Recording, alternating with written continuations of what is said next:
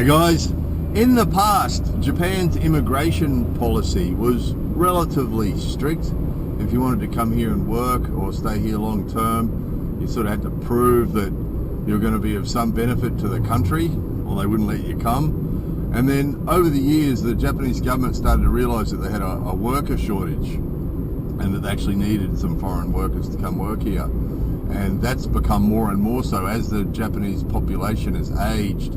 It's something huge, like 40% of the population is over 60 years old or over 65 or something now. Its population's really aging, which means they don't have enough workers and there's not enough kids coming. The actual population's actually decreasing every year because older population are passing on and the younger people aren't having kids as much, and so there's a shortage of workers. So slowly they've sort of loosened up the immigration policy a little bit, made it a little bit easier for people to get visas to come work here. And probably as a result of that we made a video recently talking about the Sanseito Party in Japan that sort of campaign on a Japanese first policy. And what's inevitably happened, because they've been talking about that, then other politicians have started talking about it too. Because obviously there's some Japanese people who have concerns about the number of foreigners that are coming here. And once one politician starts talking about that, that means the other politicians start talking about it too, don't they? I mean, obviously if people have concerns, it's appropriate that they discuss it. But you do have to wonder how much of it is about getting votes and how much of it is about actually addressing concerns, or how much of it's about addressing concerns and how much is it about creating concerns, because obviously these sorts of discussions create more concern amongst some people, you know. So interestingly, another minority group, and I'm not interested at all in politics, by the way, so I'm only addressing this because it's sort of relevant to, you know, foreign people who might be coming to Japan or might be going to work in Japan or whatever, and our videos are anything and everything about Japan, but politics is definitely not a topic I'm interested in. However, there has been this other minority political party recently who've been saying that they want to put a cap, a maximum percentage on how many foreigners allowed in Japan. So they didn't actually say what that percentage is, but they were saying that they want to work out a percentage that, okay, this is the maximum percentage of foreigners, percentage of the population. So at the moment, I think foreigners are 2% or something, 2.5% of the population of Japan are foreigners. And these guys, you know, said they want to cap it. They want to work out what a cap is, which is all fair enough. It's easy to see both sides of this discussion, you know. However, whatever they work out that percentage to be, they're going to have to consider a few things. Obviously, some Japanese people would prefer 0 foreigners come to Japan. There is some people that feel like that. However, there's a certain percentage that's required, because the problem that we've got at the moment is population's aging and not enough workers, which means that, as I've talked about before, pretty well anywhere you go here, every company is looking for staff. I actually came from the dentist this morning, and the dentist is desperate for dental assistants, and he reckons that's throughout Japan at the moment is dental assistants are really rare.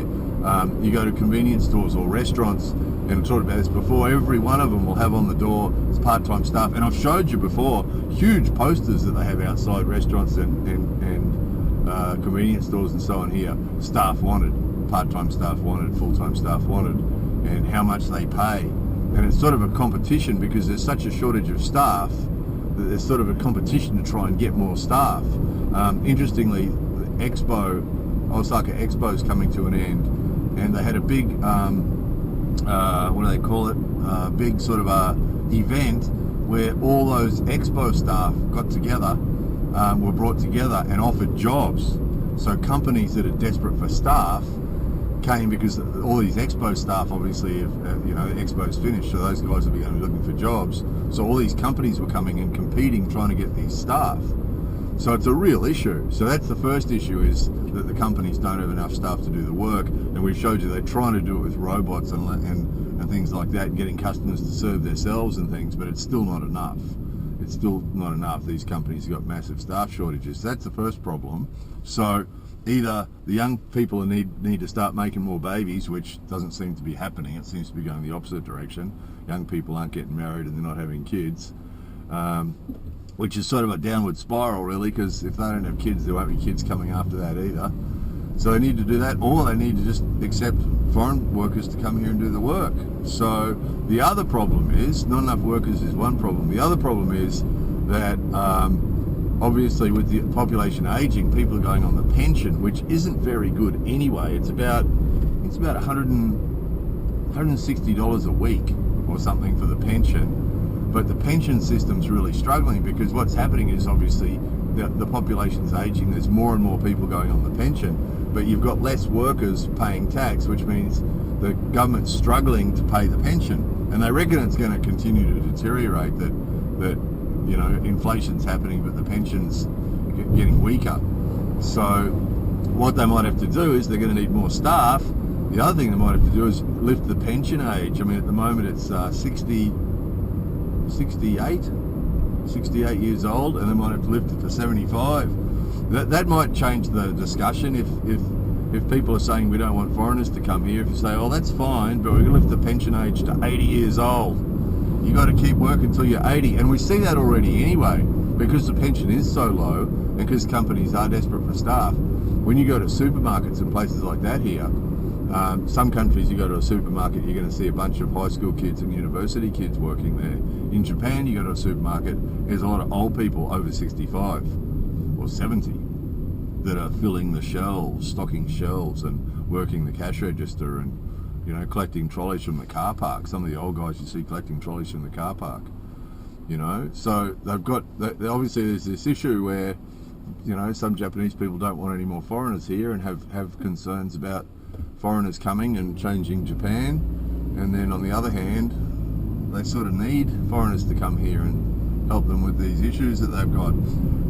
The other interesting thing has been that obviously because these things are being talked about, Japanese people usually avoid talking about uncomfortable topics or sort of controversial topics. Usually they like to keep the conversations fairly light and fairly non-controversial, you know.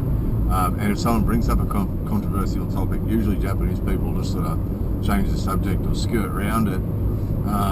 So over the years, I've had very few people ever talk to me about this issue about immigration, but obviously at the moment it's become sort of a mainstream topic that you're seeing on television and in the press and so on.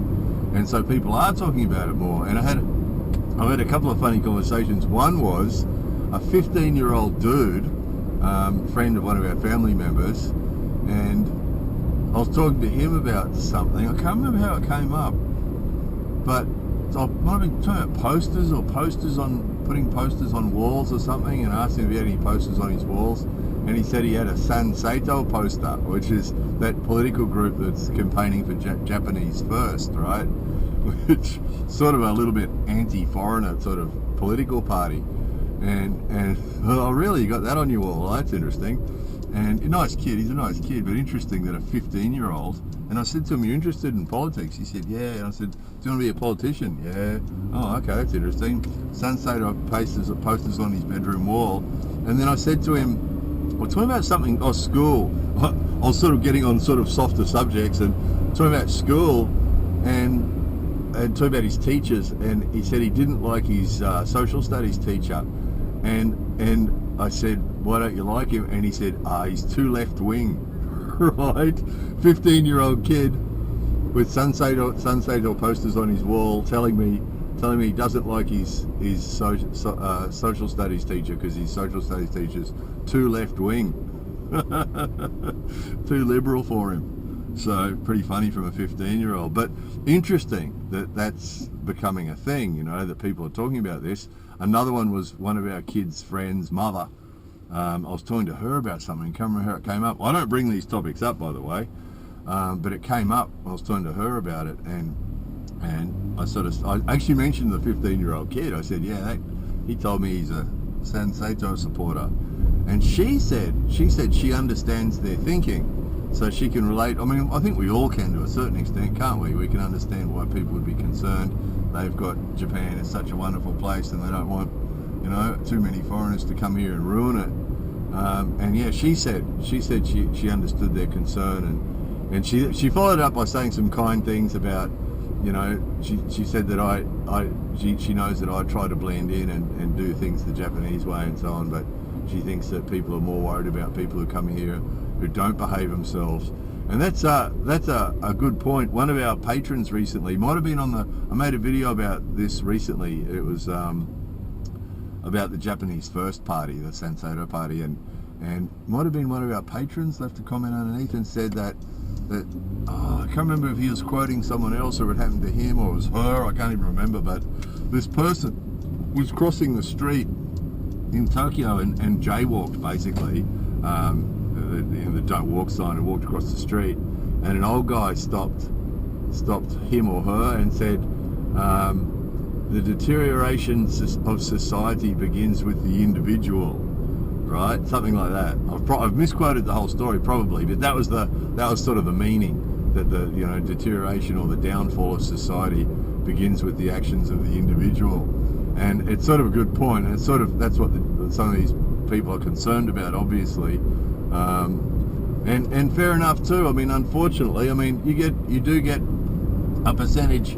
I mean, every culture and every group of people has a percentage that are a-holes, right? We've showed you that. And Japan has its a-holes, its Japanese a-holes. They definitely exist. We've experienced lots of those ourselves over the years, and we've shown you a few examples. So every group has a-holes, but unfortunately, when foreigners come here and behave like a-holes, they stand out, and that's just obviously what's going to happen. You know, I mean, I'm going to get whatever behaviour I do when I'm out and about here is going to get noticed because I stand out, right? So any foreigner that comes here and misbehaves stands out and do us all an injustice, you know, and that'll continue to happen, obviously. I mean, over the years with our how-to videos and things, we know there's a certain percentage of people who want to come here and try and blend in and as much as possible and try and just sort of do things the way they're supposed to be done and not rock the boat, you know. And we know that there's a certain percentage of people who want that, and often on those how-to videos I'll say, oh, you know, thanks for that, that helps me know. So, some of you might not be aware, I did a book. We actually did a book a while ago called How to Do Stuff in Japan. So it's on Amazon, and you know, some people have bought that book and said, oh, you know, I'm glad I've got this, I'm glad I had this before I came to Japan. I get two comments. One is, I'm glad I had this before I went to Japan, and other people say, I wish I'd had that before I went to Japan, because they've read it after they've come here and realised they've made some mistakes. So a certain percentage of people that try to come here and not rock the boat and try and behave themselves and so on, but however there's a certain percentage that just don't. You know, and we've had comments from them over the years too on our videos and so on that'll say, I'm not Japanese, I'm going to do it my way, right? And they come here with that attitude, I'm not doing it your way, I'm not Japanese, I'm going to do it my way. My rights, I have a right to do it my way, right? Which, you know, in some cultures, the right of the individual seems to be the number one concern. Everybody does what they want to do, you know. The Japanese way is that everybody tries to do, most people try to do things for the benefit of the group, so not to do any harm to the group and not to cause any problems for the group, and that tends to be the main focus, which is sort of the crux of this concern, obviously, for a lot of Japanese people. Is that's why Japan's so good, is the majority, not all of them, but the majority consider the group whenever they're doing things. They're thinking about the other people, and they're really good at that. For a lot of us, it doesn't come naturally because we haven't come from cultures that are like that. And even those people that I mentioned that want to try come here and blend in and not make waves and not rock the boat, you know, for those of us that's our goal, is to try and not rock the boat, try and make everything go smoothly. It's hard for us because we haven't come from a culture where that comes naturally.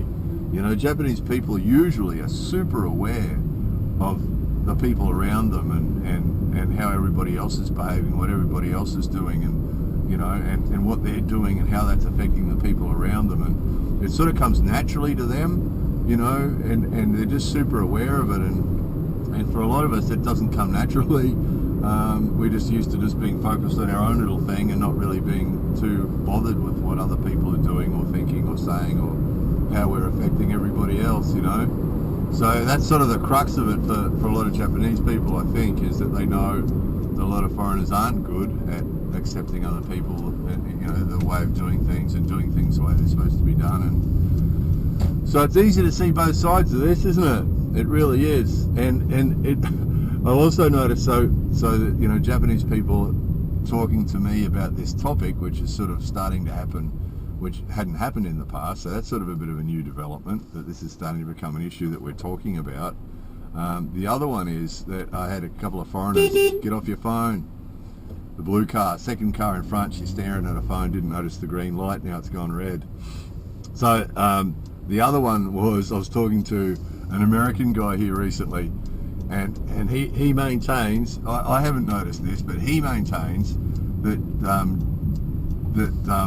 recently he's been feeling a bad vibe from people. He reckons he's getting looked at differently and people aren't being as kind to him as they were before, and he reckons it's a result of this discussion. So I haven't experienced that myself, whether that's just because of this discussion, because it does make you a little bit, when you've had a big discussion about this, you know, people standing up and saying they don't like foreigners coming to Japan, and then you go out in public somewhere, when people look at you, it can make you a bit self-conscious, you know, because you do get looks. I mean, I've always had that since I first came here, you know, you get the odd person who sort of gives you a look that isn't, it feels unpleasant, or it feels like they're being disapproving, or, you know, they'll do a double take where they look at you once, look away, then look again. Oh, it's a foreigner, and it could be just in our imaginations, right? And our American buddy may well have just been getting a bit self-conscious because of this discussion, but for whatever reason, he felt it was changing the mood.